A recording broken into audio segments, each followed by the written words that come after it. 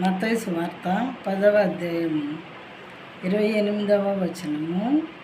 And do not fear those who kill the body but cannot kill the soul, rather fear him who can destroy both soul and body in హెల్.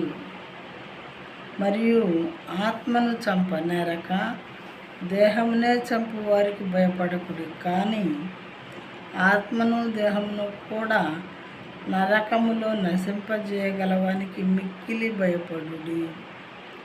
కొంతమంది మరి దేవుని సువార్త ఇష్టం లేనటువంటి వారు కొంతమంది దేవుని బిడ్డల్ని చంపేస్తూ ఉన్నారు. అయితే దేవుడు ఏం చెప్తూ ఉన్నారంటే, వాళ్ళు చంపేది మీ శరీరాన్ని మాత్రమే వాళ్ళు చంపగలరు, కానీ మీలో ఉన్న ఆత్మను చంపలేరు. దేవుడు మీలో పెట్టినటువంటి ఆత్మను ఎవ్వరు కూడా చంపలేరు. అది నా దగ్గరికే వస్తుంది సేఫ్టీగా. కాబట్టి మీరు నా మాట వినలేదనుకోండి, ఆత్మను శరీరాన్ని కూడా మరి నరకంలో పడవేయాల్సి వస్తుంది తీర్పు తీర్చినప్పుడు.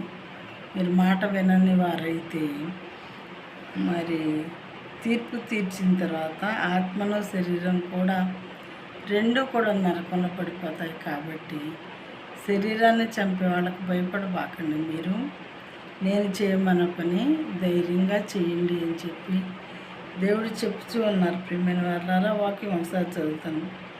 మరియు ఆత్మను చంపనేరక దేహమునే చంపువానికి భయపడకుడి, కానీ ఆత్మను దేహమును కూడా నరకములో చేయగలవానికి మిక్కిలి భయపడుడి.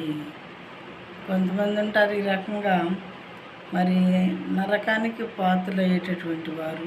ఎందుకు అనంటే దేవునికి వాళ్ళు లోబడరు అన్నమాట. దేవుని కార్యాలు పట్టించుకోరు, దేవునికి లోబడరు. దేవుడు అంటే ఏదో ఆషామాషిగా తీసుకుంటూ ఉంటారు.